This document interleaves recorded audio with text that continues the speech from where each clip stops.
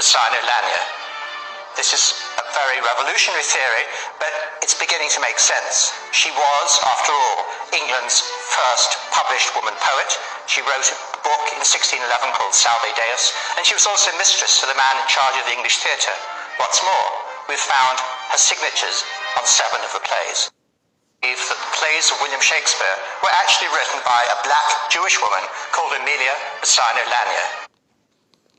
Now, y'all, now that we got that established, I would like to say that, let me go to the comments so y'all can see this shit.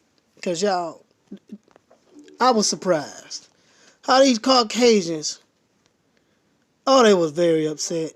They were very, very angry because it seems that an original woman overshadows William Shakespeare, as she's appears to be the actual writer for his plays. And they just went crazy. Their brain cells went in shock and they began to play bumping cars with one another, and trauma ensured within their DNA. Listen to some of these comments, y'all. It's the insanity of our time. Let's see what else some of these Caucasoids said. Making up history. What a complete lunacy. The bullshit never ends, does it? Just proves that the most insane people that live in the fantasies of their own minds can still bash away at the keyboard and post such nonsense. Meanwhile, this is coming from one of their own Caucasian European scholars. Not one of them seemed to want to challenge his scholarship, but they seem to bash me. So, this is what we get today. A whole bunch of angry Caucasians mad at the truth that the whitewashing is now being uncovered with really authentic history. Look at this. Talk about put a cat amongst the pigeons. I heard an Indian woman from South Hall wrote them. Okay, let's see what else they're saying. I believe she may have been his muse. She inspired him to do greater things. Okay, it goes on to say, what else we got? Whitewash. Okay, of course somebody knows something. Somebody said, this is getting ridiculous now. When I tell y'all, these Caucasians were big mad in these comments. So it goes on and on. It's over like 700 or 800 comments, y'all. Okay? Stop trying to, listen to this, stop trying to rewrite history. Whatever FFS is, whatever that is. That comment goes to none other than racist Caucasians, the masters of whitewashing history. What's my comment back? Where can I find the facts? The facts. The Caucasian speaker gave the book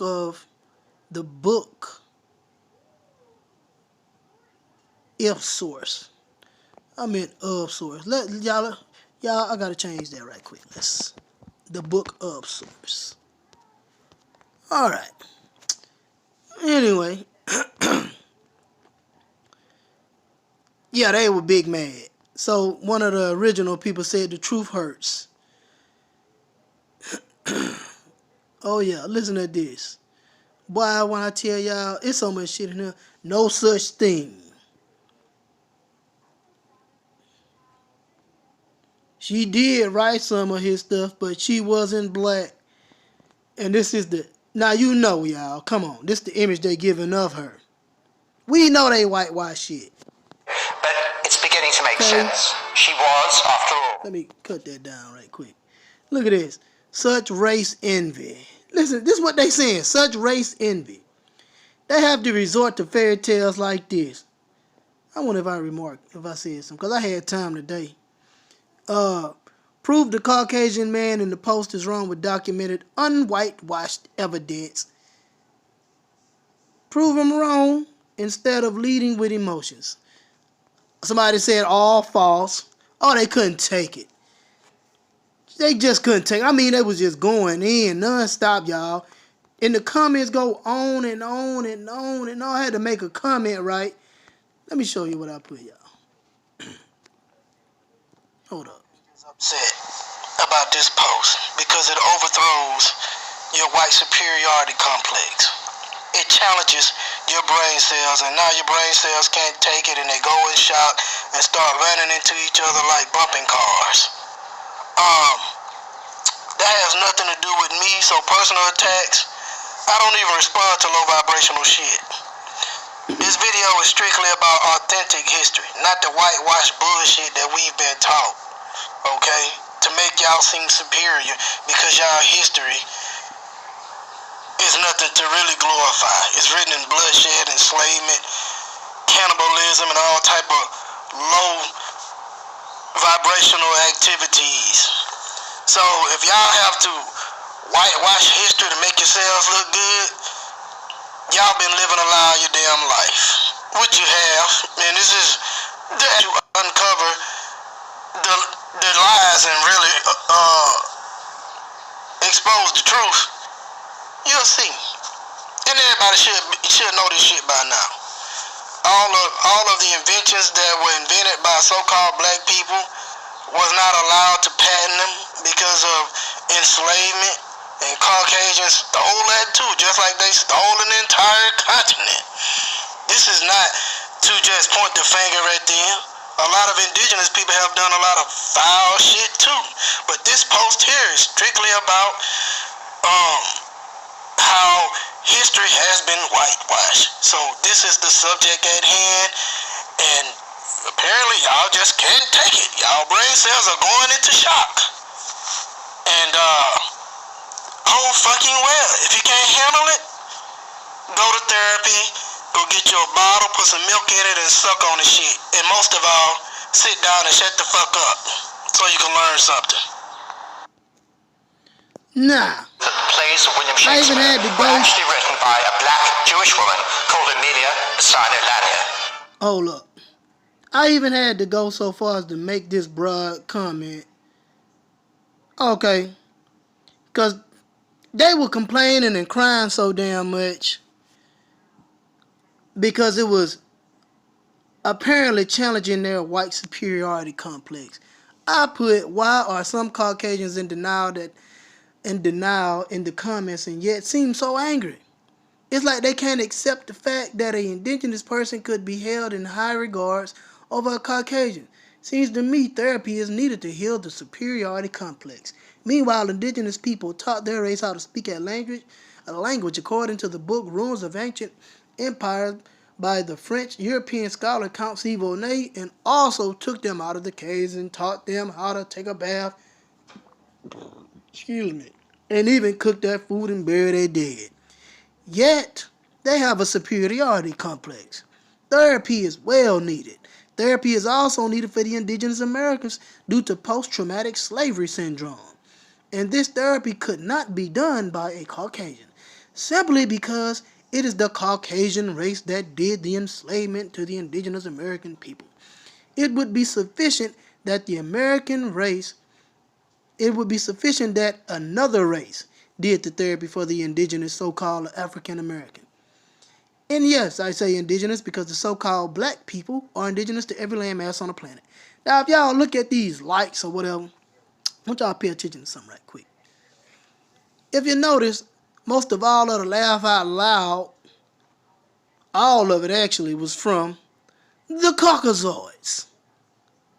All of it. They found it funny. You know why they found it funny? Because they couldn't rebut it. They couldn't refute it. They couldn't debunk it. What I said. So what do people do when they know they got you and they know they got you in a chokehold or with information? They laugh it off. So that's all they could do. Now, this is a message to the Caucasians, to the angry Caucasians in the comments. Wait a minute, let me cut it up. Books that was written back in the 1800s. Let me restart this shit. Okay. Look, let me show y'all the beauty of reading books that was written back in the 1800s. Around the time when we weren't allowed to read, When I say we, I'm talking about the indigenous people of the planet, the so-called American Negro or so-called African American, which are actually the indigenous and proper owners of the planet Earth, of every square inch of the Earth. But point is, let me show y'all why they whitewash shit. Because when you go into the books during the time when we were not allowed to read, our fingers were even cut off, or we were tortured or murdered in some type of fashion by racist Caucasians during this time period. Let me show y'all something now. Now look, this book was first published in 1836. If you can see that, 1836, right? Now remember, this is coming from a European scholar. This is just a table of content. Let's see what it has to say. Two ancient Ethiopias. Great black nation of Asia. The Buddha of India, a Negro.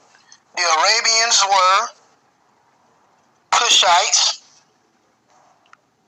It's even given reference of the digression on the black color of ancient gods. Of course, all the ancient gods were black, but this here is documentation from even your own European scholar, Godfrey Ray Higgins.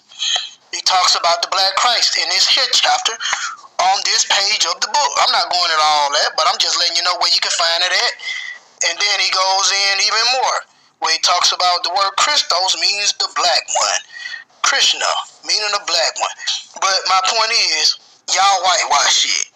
But according to even your own scholars, Buddha, look at that, a Negro. And it goes into a lot more in this here book. So if y'all have a problem with an indigenous so-called black woman writing the plays for Shakespeare, I can only imagine how y'all gonna feel when y'all find out that the Christ is a black person. I can only imagine. Y'all losing y'all shit. It's like y'all pulling y'all hair out y'all head to realize that a black woman could have possibly wrote for William Shakespeare. So imagine how y'all gonna act. And it just proves to show that y'all are racist at heart. If you're not racist at heart, I'm not talking to you. But y'all know, the ones that are in their feelings, in their brain cells, are going into shock because of a black woman supposedly writing William Shakespeare's plays, are losing their shit. Y'all know what I'm talking about. And again, according to your own scholars,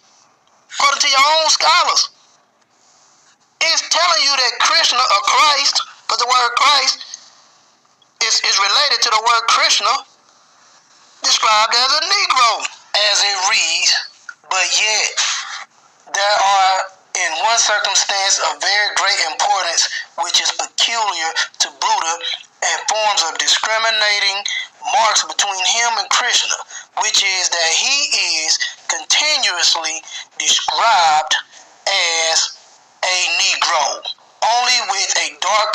not only with a dark complexion, in which he agrees with Krishna, but with woolly hair and flat face. That the black Buddha with frizzled or curled hair attaches himself at the same time to the three systems into which the religion of India divides itself. So even Buddha, Krishna, Christ is black, according to your own scholar, Godfrey Ray Higgins.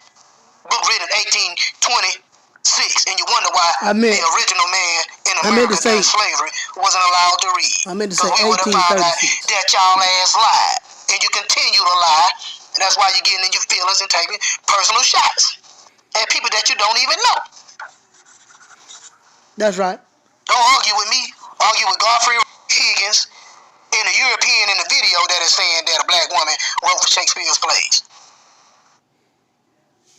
Anyway, we can clearly see these motherfuckers is angry. Very angry. And actually, I don't give a shit. Now, check it out, y'all. In 1787, the distinguished French scholar Coucy Monet wrote in amazement, this race of black men is the very race to which we owe our arts, our sciences, and even our use of speech. Later he wrote Ruins of Empires, a book which so delighted scholars of the day that it was translated into English with a special edition for the racist Americans. How you like that shit? In which the following quotation was left out. There are a people now forgotten, discovered, while others were yet barbarians. The elements of the arts and sciences. A race of men rejected, not for their black skin and woolly hair, founded on the study of the laws of nature, those civilized in religious systems which still govern the universe.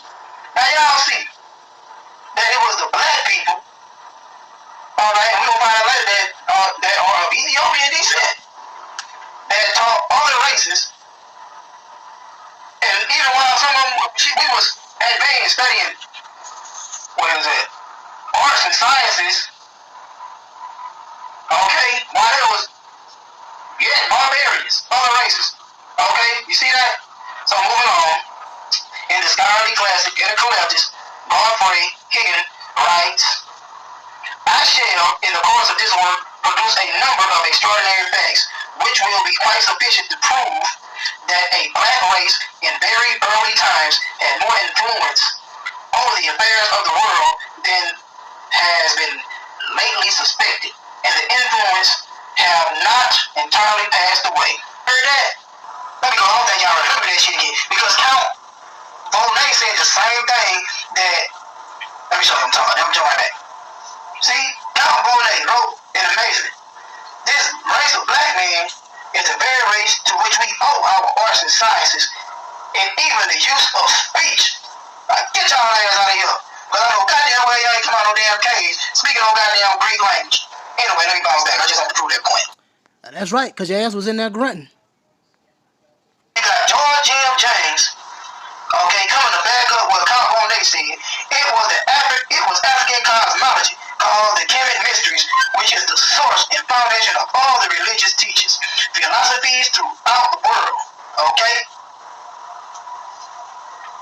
See, Egypt was the greatest educational center in the ancient world. Black Africans educated the Greeks. Shit. Okay.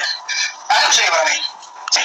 See, in the introduction of the story of the Moors in Spain, and Stanley Lane Poole, John Jackson writes, Eurocentric historians argue that Europe gave civilization to Africa, get the fuck out of here, which is a complete inversion of the truth. The first civilized Europeans were the Greeks, who were chiefly civilized by the Africans of the Nile Valley. That's just common sense. Okay, the Greeks transmitted this culture to the Romans, who finally lost it, bringing on a dark age of 500 years. Civilization was restored to Europe when another group of Africans, the Moors, brought this dark age to an end. Okay, see, first it was the Etruscans that taught the Greeks, the original Greeks, and then you get the Moors that came along. Okay, took them out the dark ages. During the golden age of Islam, the Moorish Empire was the most advanced state in the world. Cordova was the most wonderful city in the 10th century. The streets were well paved with raised sidewalks for pedestrians. So this is where you get streets from. From us. They didn't invent the streets. They didn't invent the sidewalks. This shit came from Cordova, from the Moorish Empire, who had taught Europeans and took them out the dark ages. Publicly baths numbered in the hundreds at a time when cleanliness in Christian Europe was regarded as a sin. Moorish monarchs, see, if they didn't teach their ass how to bathe, because there was plagues going on in Europe. People was dying and shit by the hundreds and thousands, okay? By the thousands, okay? So if they didn't come over there and teach them how to wash their nasty ass, because back in the day, they would take a bath like once a year. I think except the queen. She would take a bath like every 6 months. So, you know it was some filthy shit going over there. All types of STDs and everything. Filthy shit. Because they brought that mentality from out of the caves after they had then fell back. After they lost their way. See? It tells you. The Greeks transmitted this culture to Rome, who finally lost it, bringing on a dark age of 500 years. Then the Moors came. Okay, anyway, Moors monarchs dwelt in splendid palaces. Look at that shit. Splendid palaces. While the crowned heads of England, French, and Germany lived in big barns. So some of these motherfuckers that made a comment and some of my videos talking about we was living in mud huts with bones out our nose, running around naked. Bitch, you see what they say? Look, you see it. So I take no shame in living in this black body because I know it is the body of God. It is the body of the Most High. It is just condensed, okay? Lacking both windows and chimneys with only a hole in the roof for the emission of smoke. So yeah, these Caucasians are big mad. But, like we just witnessed, history is the proof to show the truth. This is why they whitewash stuff, so you won't know the truth. Because there's nothing to glorify about their history. They used to take a bath once a year. They thought that being dirty and filthy was closeness to God at the time. But of course, it was the Africans that taught them how to wash their nasty ass. It was the Africans that took them out the caves and stopped them from eating shit. Stopped them from eating literal turds while they was in the caves and killing animals and eating them uncooked. Even today, some of them still have the same symptoms, where they'll take a steak and barely cook it and eat it with blood still dripping out of it. They say they want it raw, medium raw, slightly burnt. So they still have these cave syndromes within them. So these Caucasians are big mad. I mean big mad. So hey, angry Caucasians, check it out. What I hate about the whole whitewashing history, when they say, well, we shouldn't make little white kids feel bad. What the fuck? It's history. Why can't white kids learn about slavery, Native American genocide? I mean, why can't we teach that? Why is that bad? It's part of history. There's this whole thing that is a part of the white experience, and it is that when something makes a white person feel uncomfortable, right, everybody shushes it up. Right. It's like, no, let's not talk about that. And then when we talk about slavery, it's like, no, that makes us uncomfortable.